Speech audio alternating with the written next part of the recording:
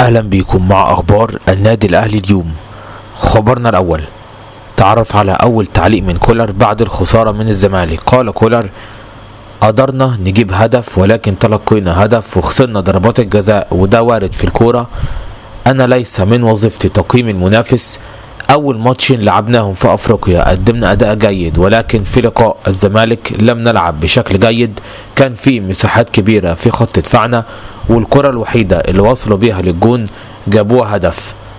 أريد أن أركز فقط على أن المباراة انتهت بضربات الجزاء وليس بال90 دقيقة. خبرنا الثاني، نائب رئيس الزمالك هشام نصر: هيكون هناك مكافآت للاعبي الزمالك.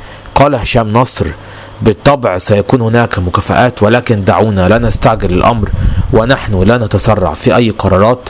اللاعبين قدموا كل ما في وسعهم واستطعنا توفير كل مستحقاتهم قبل السوبر الأفريقي. خبرنا الثالث، تعرف على ما دار بين تركي آل الشيخ وشيكابالا بعد فوز الزمالك بالسوبر الأفريقي. دار حديث بين شيكابالا وتركي آل الشيخ على أرضية الملعب، ليقوم تركي آل الشيخ بالقول: عايزك تمثل في فيلم. على طول عمر جابر راح رد عليه وقال له: هو اصلا ويل سميث، في اشاره للممثل الامريكي المعروف. ثم عرض تركي آل الشيخ حوالي $1.5 مليون ليرد شيكابالا ضاحكا: مش هاخد اقل من $3 مليون. خبرنا الرابع، نبيل عماد دونجا: امام عاشور اخطأ في حقي وحق والدي المتوفي.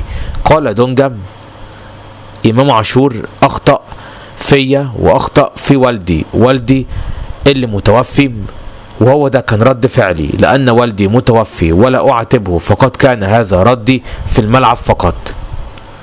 خبرنا الخامس، حمزة المسلوسي: ضربة الجزاء كانت اللحظة الاصعب في المباراة. قال حمزة المسلوسي: وقت احتساب ضربة الجزاء للنادي الاهلي كانت اصعب لحظة في المباراة، ولكن نحن رجالة وقدرنا نعود في المباراة.